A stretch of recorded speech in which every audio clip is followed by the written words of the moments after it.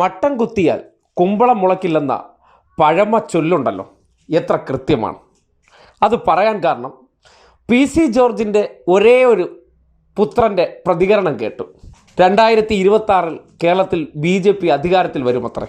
അപ്പനൊന്ന് പിഴച്ചാൽ 51 പിഴയ്ക്കും പുത്രന് എന്ന് വേണമെങ്കിൽ പറയാം. അതുകൊണ്ട് അടിമുടി പിഴവാണെന്ന് പറയേണ്ടി വരികയാണ്.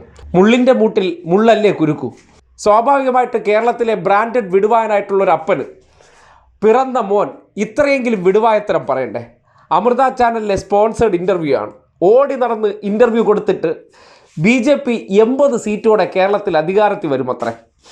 അമൃത ചാനലിലെ ആ അവതാരക ആ മറുപടി കേട്ട് തിരിച്ചൊരു ചോദ്യം ചോദിച്ചതിൽ എല്ലാം ഉണ്ട്. കാര്യം, ഒരു മനുഷ്യൻ ലോജിക്കില്ലാതെ ഇരുന്ന് തട്ടി വിടുകയാണ്. എന്തിൻ്റെ അടിസ്ഥാനത്തിലെന്ന് ചോദിച്ചാൽ രേഖകളൊന്നുമില്ല, എനിക്കങ്ങനെ തോന്നുകയാണ്. തോന്നലിൻ്റെ അടിസ്ഥാനത്തിൽ അപ്പനെപ്പോലെ തന്നെ വിടുവായത്തരത്തിൻ്റെ എക്സ്ട്രീം അടിക്കാൻ ശേഷിയുള്ളതാണ് പുത്രനെന്ന് തെളിയിക്കപ്പെടുന്ന ആ പ്രതികരണം ഒന്ന് കേട്ടെ.